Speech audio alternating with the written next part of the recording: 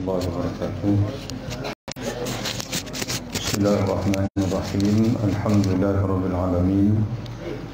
Wassalatu wassalamu ala nabiyyina wa habibina wa syafi'ina Muhammad bin Abdullah wa ala alihi wa ashabihi wa man ihtada bi hadihi wastanna bi sunnatihi ila yaumiddin, amma ba'd.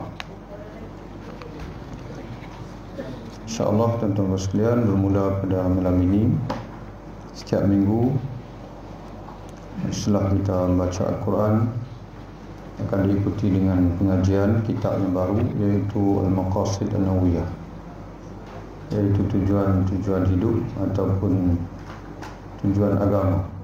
Al-Maqasid merupakan satu karya ataupun tulisan daripada Imam An-Nawawi rahimahullah yang namanya Abi Zakaria Yahya bin Sharaf An-Nawawi Ad-Dimashqi, yang wafat tahun 676 Hijrah, lebih kurang 800 tahun yang lalu lah, 800 tahun yang lalu. Dan kitab ini merangkumi akidah, fiqh dan juga tasawuf dalam ilmu-ilmu yang menjadi fardu ain, yang tidak ada yang wajib diketahui oleh setiap orang Islam sebagai bekalan untuk menuju ke akhirat. Bismillahirrahmanirrahim. Alhamdulillahirabbil alamin. Muka surat berapa ni?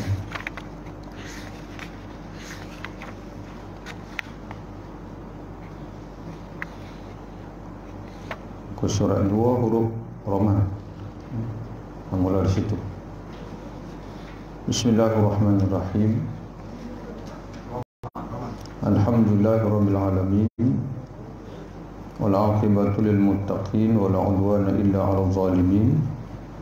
Wassalatu wassalamu ala sayyidina Muhammadin khatamin nabiyyin wa imamil muttaqin wa ala alihi wa sahbihi ajma'in wa tabi'ina wa sa'iris salihin wa ba'd. Dengan nama Allah, Tuhan Maha Pemurah dan Maha Penyayang. Ini terjemahan kepada Bismillah dan Bismillahirrahmanirrahim. Pengarang kitab kita ini, dia mulai kitab dia dengan Bismillah. Yang pertama sekali meniru Al-Quran. Al-Quran Al-Karim setiap surahnya bermula dengan Bismillah, kecuali surah Bara'ah. Yang keduanya, pesanan Nabi SAW dalam satu hadis, kullu amrin zibalin lam yubda' bi bismillah atau bi zikrillah atau bihamdillah atau abtar.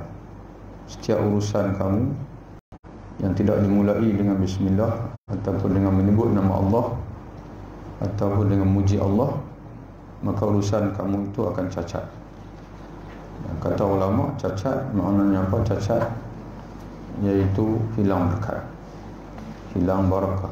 Sebab itu bila kita makan sebagai contohnya terlupa baca bismillah, maka kebaikan makanan itu akan hilang, kerana makanan kita itu akan turut dikongsi oleh syaitan. Segala puji milik Allah, Tuhan sekalian alam. Setelah dia mula dengan bismillah, dia ikuti dengan alhamdulillah. Ini mengikut Fatihah, kerana suratul Fatihah Allah SWT selepas bismillah diikuti dengan alhamdulillah. Dan itu juga hadis yang kita baca tadi, wal 'aqibatul muttaqin, kesudahan yang baik adalah milik golongan bertakwa. Baru ini tuan-tuan sekalian kita baca buku, iaitu 40 hadis kematian yang indah. Jadi nak mati dengan elok ini kena jadi orang bertakwa kepada Allah. Jadi penulis kitab kita ini, Imam Nawawi pun disebut begitu, wal 'aqibatu lil muttaqin, kesudahan yang baik adalah milik golongan yang bertakwa kepada Allah. Dalam Al-Quran dan Al-Baslian, Allah Subhanahu Wa Taala bila sebut surga, maka Allah sebut wa'iddat lil muttaqin, syurga ini disediakan Allah untuk orang-orang bertakwa. Maknanya kalau benar kita nak masuk syurga, kena jadi orang bertakwa. Tiada permusuhan melainkan terhadap orang zalim. Yang zalim, makna apa zalim? Yang zalim wad'u syai' fi ghairi mahallih, meletakkan sesuatu bukan pada tempat dia. Yang Allah Ta'ala suruh buat lain, dia buat lain. Jadi Allah tidak ada permusuhan dalam agama ini. Allah Subhanahu Wa Ta'ala sendiri pun dia tak akan siksa hamba dia, dia tak akan masuk ke hamba dia kalau hamba dia ini buat elok. Tapi kalau hamba dia ini buat tak kena, zalim, dia meletakkan sesuatu bukan pada tempat dia. Dan ramai di kalangan kita ini bila sebut zalim ni, kita selalu faham sama-sama manusia saja. Tapi sebenarnya zalim yang paling besar ialah zalim pada Tuhan. Sebagaimana wasiat Luqmanul Hakim. Luqmanul Hakim dia pesan pada anak kesayangan dia, mula-mula sekali dia pesan, ya bunayya la tusyrik billah inna syirka la zulmun azim. Wahai anak kesayanganku, jangan syirik pada Allah, kerana sesungguhnya syirik kezaliman disebut. Inna syirka la zulmun azim. Sesungguhnya syirik benar-benar suatu kezaliman yang besar. Jadi yang menciptakan kita Allah, yang beri rezeki pada kita pun Allah Ta'ala. Tiba-tiba kita tak sembah dia, ataupun sembah Tuhan yang tak cipta apa-apa pun, maka kita telah zalim. Kemudian salawat dan salam ke atas penghulu kita Nabi Muhammad sallallahu alaihi wasallam, penutup sekalian Nabi dan imam atau ketua golongan bertakwa, dan juga ke atas ahli keluarga dan sahabat-sahabat baginda, serta ke atas para tabi'in dan sekalian orang saleh. Selawat ni makna apa sekalian? Selawat ni adalah doa, mendoakan kesejahteraan, keberkatan. Jadi kita doakan untuk Nabi Muhammad sallallahu alaihi wasallam. Kerana apa kita berselawat kepada Rasulullah? Yang lain-lain tu kita sebut keluarga, ahli keluarga, isteri, kemudian tabi'in dan sebagainya, itu dia ikut saja. Tapi yang asalnya, usulnya itu disuruh dalam Quran kita ni berselawat kepada Nabi Muhammad sallallahu alaihi wasallam. Dalam hadis Nabi sallallahu alaihi wasallam menyebutkan, man shalla alayya wahidah, barang siapa yang berselawat ke atasku sekali, iaitu kita sebut Allahumma salli ala Muhammad, Allahumma salli ala Muhammad, ya Allah limpahkanlah kebaikan, limpahkanlah keberkatan-Mu ya Allah, berilah ketinggian kepada Nabi kami Muhammad sallallahu alaihi wasallam. Jadi Nabi sebut, barang siapa yang berselawat padaku sekali, Allah Subhanahu Wa Ta'ala akan berselawat kepada dia 10 kali. Jadi apa makna selawat Allah Ta'ala? Dan begitu juga malaikat. Dalam hadis Nabi menyebutkan, orang yang berada dalam rumah Allah, malaikat akan berselawat kepada dia selama dia menunggu salat, dan juga dia tidak batal wuduk. Jadi di sana timbul pula selawat malaikat. Jadi apa makna selawat? Selawat kita sedia maklumlah, kita sebut Allahumma salli ala Muhammad, Allahumma salli ala Sayyidina Muhammad. Kemudian Nabi kata bila kita berselawat kepada dia, Allah berselawat kepada kita 10 kali. Kemudian kita menunggu salat, duduk dalam masjid selagi mana ada wuduk. Sebab tu sunat tuan-tuan dan sekalian, duduk dalam surau ni, duduk dalam masjid ini, jaga wuduk. Sebab selagi kita ada wuduk, malaikat berselawat kepada kita. Bila kita dah batal wuduk, habis salawat malaikat itu.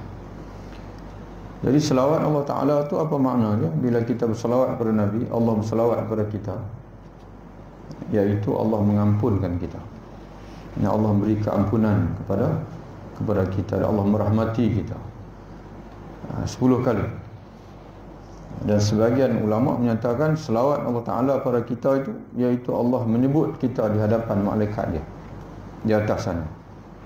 Jadi kerana itu tuan-tuan sekalian, kena rajin-rajin berselawat, selawat kepada Nabi sallallahu alaihi wasallam. Kemudian selawat malaikat pula tadi, apa dia tadi? Bila kita duduk dalam masjid, jaga wuduk, menunggu salat. Orang yang menunggu salat sama seperti berada dalam salat. Orang yang menunggu salat sama seperti berada dalam sembahyang. Jadi kerana itu kata ulama, bila kita dalam satu hadis Nabi menyebutkan bahawa bila kamu mendengar Bilal melaungkan iqamat, jangan tergesa-gesa, berjalan dengan tenang. Berjalan dengan tenang. Apa yang kamu dapat bersama imam, kamu ikut, dan apa yang ketinggalan kamu tambah selepas daripada itu. Tapi selalu kita buat, tuan-tuan sekalian, bila sampai itu kita dah dengar orang iqamat, kita lari. Supaya kita ni boleh sempat dengan imam. Itu perbuatan yang makruh. Ada yang lebih dahsyat lagi, dia sampai batal sembahyang. Bila dia tak dan berdiri, dia dah takbir dah. Takbir ihram tidak sah melainkan ketika berdiri, dan melainkan ketika hadir niat. Ni dia takbir depan pintu lagi. Sampai dekat imam tu dia terus rukuk. Itu sembahyang dia batal lah. Kerana takbir ihram dia tidak sah. Kata oleh ulama, sebab apa Nabi tak bagi kita bertergesa-gesa tu? Kerana dalam perjalanan kita menuju sembahyang tu, kita berada dalam sembahyang. Kata ulama, dalam perjalanan kita menuju sembahyang, kita berada dalam sembahyang. Jadi khusyuk ini dia bukan bermula waktu Allahu Akbar. Bukan mula situ, kata ulama. Bermula daripada perjalanan, daripada rumah lagi. Daripada perjalanan rumah lagi tu, kita dah kena mula konsentrate lah. Dan kita nak menghadap Allah Ta'ala dan sebagainya. Jadi sebab itu, para ulama hari ini banyak pesan kat kita. Dan kita boleh ikutlah. Dulu ni, tuan-tuan sekalian, kita hidup zaman dulu ni, zaman tak ada handphone, zaman tak ada handset. Zaman dulu kita boleh hidup sihat walafiat, tak ada ugi apa pun.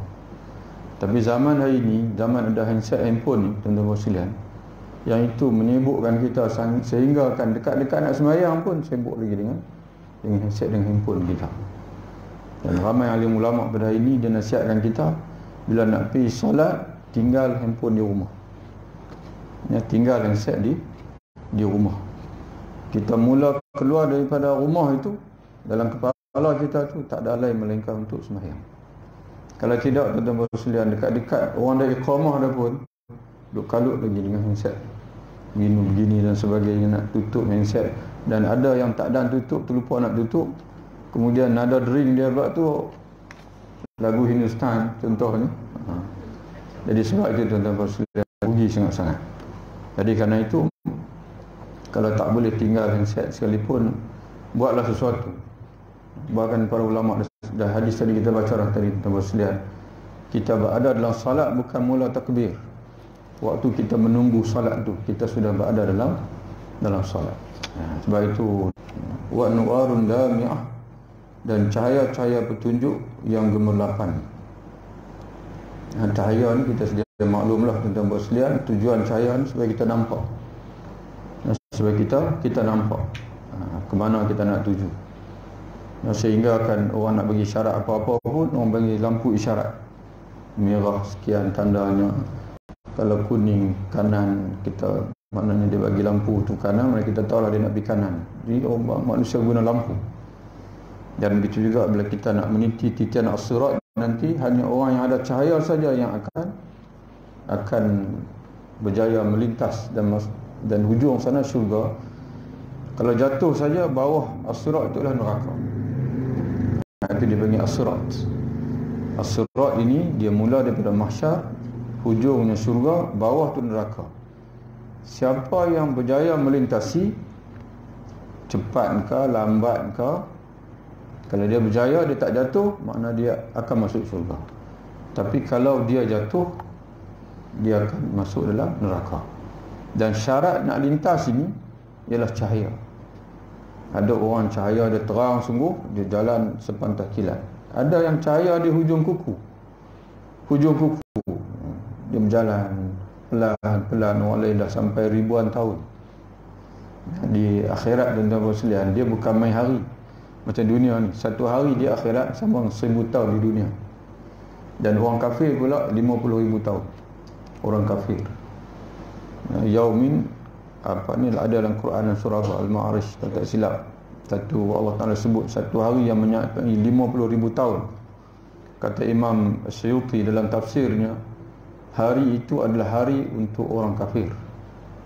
Ketika dia berada di mahsyar, dan dia menunggu di situ 50,000 tahun. Tapi orang Islam tidak lebih daripada satu sembahyang, selesai semua. Dan kata ulama, satu sembahyang ni paling pendek subuh. Sembahyang subuh 10 minit kita salat. Oleh kerana kita di dunia ini, tuan-tuan dan sekalian, memang kita duk tunggu siap dah. Kita di dunia ni kita tunggu. Orang beriman dia tunggu, waktu zuhur dia tunggu nak sembahyang. Lagi habis sembahyang lagi dia tunggu pula asar pula. Lepas asar dia tunggu pula. Dia dah tunggu siap dah atas muka dunia. Jadi Allah Ta'ala tak bagi dia tunggu dah. Jadi sebab itu orang beriman di mahsyar, dia akan berada dalam tempoh yang sangat singkat, tidak lebih daripada satu solat. Semua selesai. Tapi orang kafir akan tunggu di sana 50,000 tahun. 50,000 tahun. Jadi sebab itu dia kata inilah perkara-perkara yang dia sebut dalam kitab ini, kata dia adalah benda yang memberi cahaya, memberi manfaat. Satu, kata dia, wa anwarul lami'atun, dan juga yang memberi cahaya petunjuk yang gemerlapan. Mula daripada akidah, kemudian wudu, sembahyang, puasa. Sebab tu kena buat bagi betul. Dan kena buat bagi betul mengikut yang dikehendaki oleh syarak. Bukan kita rasa betul. Kalau kita rasa betul, dia tak jadi. Yang tu. Mana kita kena mengaji. Sebab tu kena mengaji ni bagi banyak guru. Kerana guru ni pun kadang-kadang dia boleh tersilap. Terutama sekali akidah. Kalau ilmu akidah ni tuan-tuan kena mengaji 2-3 orang guru. Biarlah tuan-tuan dengar sama semua guru. Kalau tuan-tuan dengar tak sama, ustaz ni kata macam ni, ustaz ni pula dia kata macam ni, tuan-tuan kena tanya balik. Tanya mana-mana ustaz dan yang ustaz yang ketiga. Ataupun repeat balik. Kerana mungkin salah seorang daripada ustaz itu mungkin dia silap. Dia melakukan kesilapan. Lagi bahaya kalau tuan-tuan tak mengaji langsung. Itu lagi bahayalah. Duk rasa-rasa kata betul, tapi rupa-rupanya tidak betul. Jadi kita mengaji kitab ni, tuan-tuan dan sekalian, semua benda tu kita tahu dah sebab sikit. Kita cuma nak ulang kaji balik saja. Nak tengok balik nanti tuan-tuan tanda. Yang ni betul. Macam mana yang saya faham, macam itulah kitab ni pun sebut begitu, Imam Nawawi sebut begitu. Kalau beza, tuan-tuan kena tanya balik. Macam mana ustaz? Saya duk biasa sebut lain, tapi dalam kitab ni pula dia habaq lain. Tak apa tuan-tuan dan sekalian, kita murajaah, kita ulang kaji.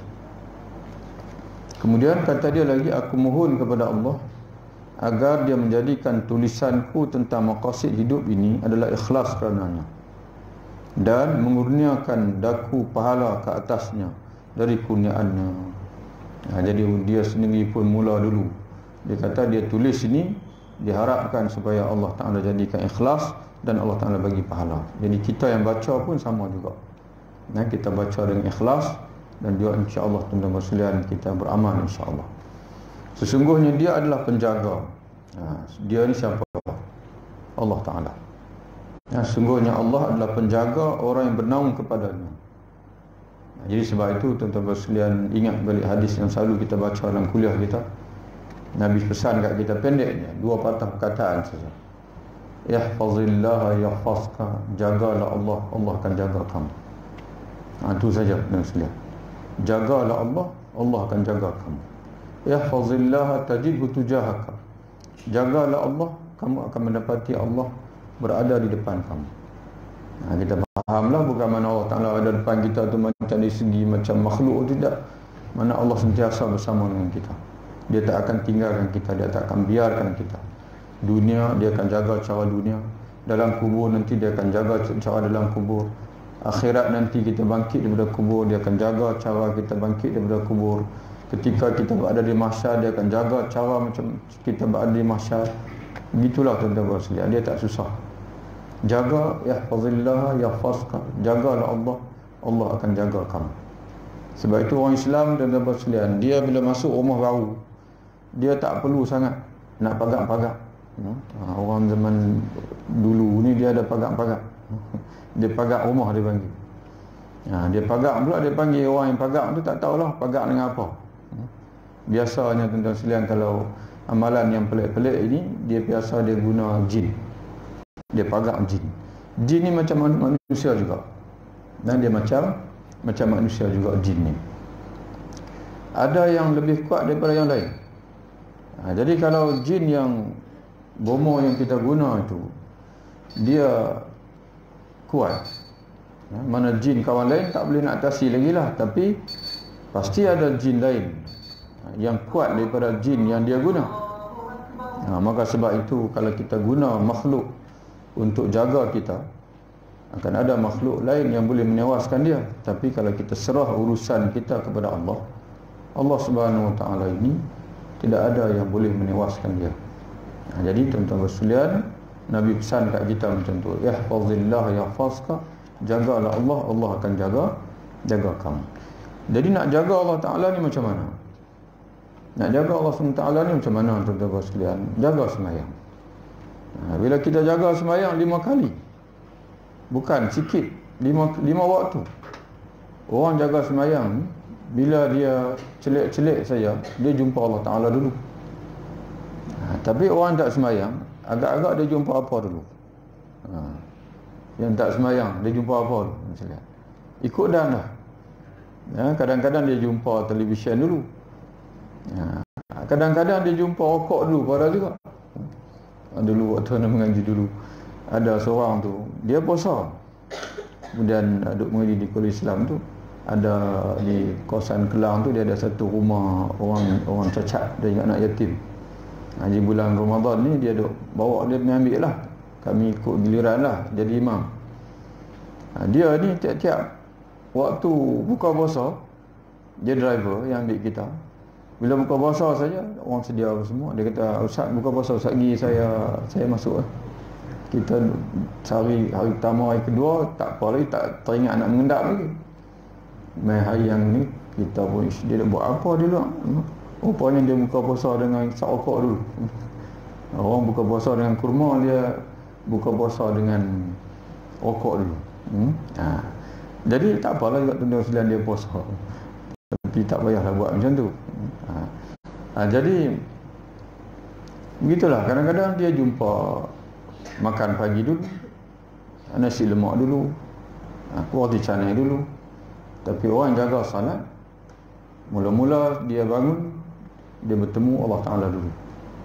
Kemudian saat lagi sibuk dengan kerja, masuk zuhur, bertemu Allah Ta'ala lagi.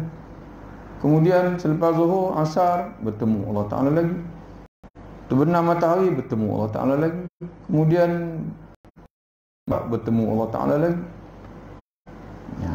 Dan sebagaimana kita pernah sebut sebelum ini, orang yang sembahyang dalam apa keadaan sekalipun, bila dia mati, dia akan mati lepas sembahyang. Dia akan mati lepas sembahyang. Dia mati pukul 10 pagi, dia mati baru jumpa Allah Ta'ala. 40 lebih, saya pun 50 dah. Bulan 3 tahun nak masuk ni, bulan 50. Tuan-tuan dan perempuan dah lebih lah. Dia tak boleh dah tinggal sembahyang berjamaah. 5 waktu sehari semalam. Dah kena konsentrate sangat salat berjamaah. Dan insya-Allah tuan-tuan sekalian, saya pun dah siap dah tulis 40 hadis dan kaifiat salat jamaah.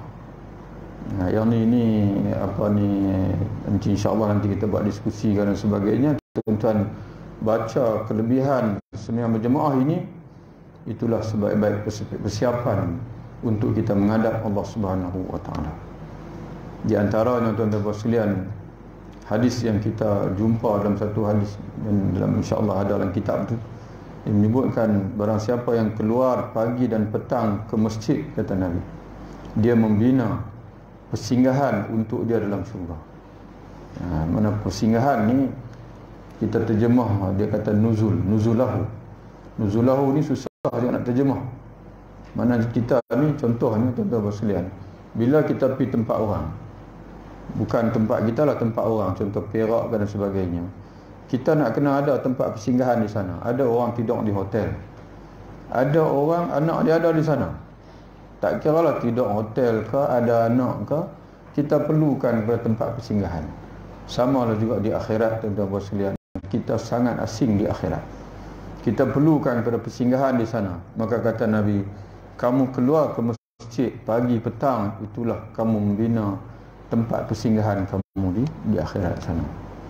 Jadi sebab itu tuan-tuan sekalian, hatta orang perempuan pun dia tak dituntut sembahyang berjamaah macam orang lelaki. Orang lelaki ni dituntut untuk solat berjamaah di surau, di masjid ke, tempat mana diwakafkan untuk sembahyang berjamaah, itu dipanggil. Orang perempuan tak dituntut begitu. Nabi sendiri pun sebut, Nabi kata orang perempuan ni sembahyang di rumah itu lagi baik daripada sembahyang di rumah. Tapi Nabi pesan kat orang lelaki, walaupun Nabi sebut begitu, Nabi kata orang perempuan ni dia sembahyang berjamaah di rumah lagi baik daripada di masjid. Tapi kita sedia maklumlah tuan-tuan sekalian, kalau di rumah nak sembahyang berjamaah macam mana? Orang perempuan, pertama sekali tempat kita ni. Maka Nabi pesan pada orang lelaki, la tamna'u ima Allah masajid Allah. Jangan kamu halang wanita-wanita hamba Allah kalau dia minta izin pada kamu untuk hadir ke masjid Allah. Walaupun kalau dia boleh buat jamaah di rumah itu lagi baik. Tapi kalau di rumah tak ada jamaah, dia terpaksa minta dekat suami dia, dia terpaksa minta dekat ayah dia. Nabi kata jangan larang, yang benarkan dia untuk pergi ke masjid. Maka para ulama buat kesimpulan sembahyang berjamaah ini, walaupun tuntutannya tidak sekuat ke atas orang lelaki, tapi dan tetap disunatkan termasuk kepada orang perempuan sembahyang berjamaah, supaya dia boleh dapat 27 ni tuan-tuan sekalian. Sembahyang berjamaah ni dia bukan satu-satunya kelebihan utama sembahyang berjamaah tu. Ada lagi kelebihan yang kalau tuan-tuan tak hadir memang tak dapat, iaitu apa dia tuan-tuan sekalian? Cuba agak-agak mana 27 tu memang sedia maklum lah. Kalau kita sembahyang 4 rakaat juga, tapi satu. Kalau kita hadir sembahyang berjamaah, jauh 26 jarak dia tu, sebab dia dapat 27. Tapi ada yang lain lagi yang tak dapat tu. Tadi 27 tak kita sebut. Yang kedua, kata Nabi, setiap langkah kamu tu, setiap 2 langkah, sebab 2 langkah, sebab kita ni bila nak berjalan ke masjid, kita akan langkah naik, langkah turun. Langkah naik itu pahala, langkah turun itu menghapuskan dosa. Balik sekali cuba jalan kaki, tengok kira berapa ni rumah kita. Yang tu yang kedua. Yang ketiga tuan-tuan sekalian, yang kita sebut tadi, kalau tuan-tuan perasan sebut tadi, bila kita berada dalam masjid, kita menunggu sembahyang, Allah Ta'ala sudah tulis kita tu pahala sembahyang.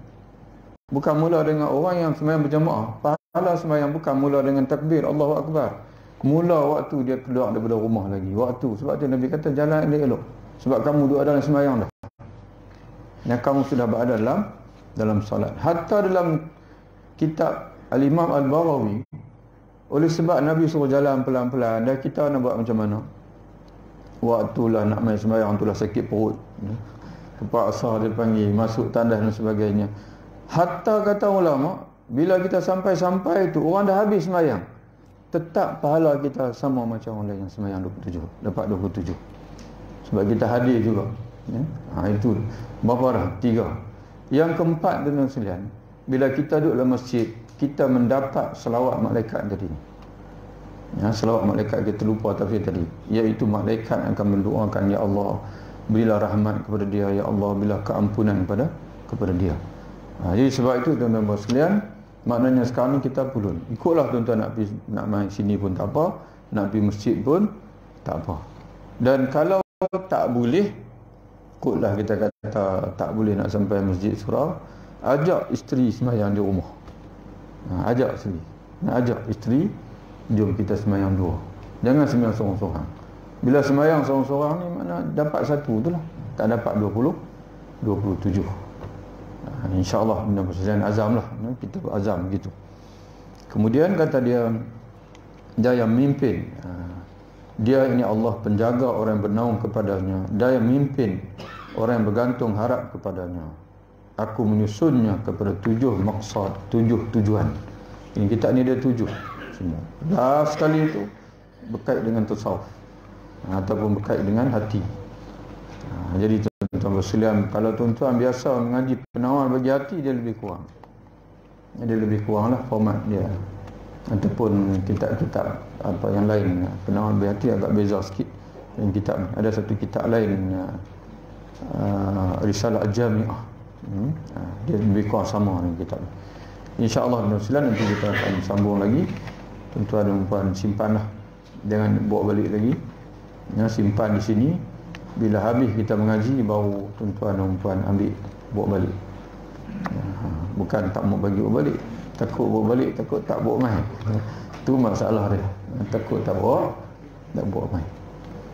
Jadi saya pun bukanlah kata pandai sangat, cuma kita sama-sama mudah sekalian di hujung usia ini, kita sama-sama pakat sama-sama kita untuk kita perbetulkan dan juga kita buat ibadat lah. Sebelum ni pun kita dah baca lah macam mana Nabi sebut kematian yang elok, husnul khatimah, iaitu mati dalam amal soleh. Mati dalam amal soleh. Kalau kita sakit lama, koma, dia ambil hukum sebelum kita koma tu. Sebelum kita koma tu macam mana. Wallahu a'lam bissawab. Tuan-tuan tanda mungkin tak mana, tanda di situ insya-Allah. Masuk dah waktu. Subhanakallah.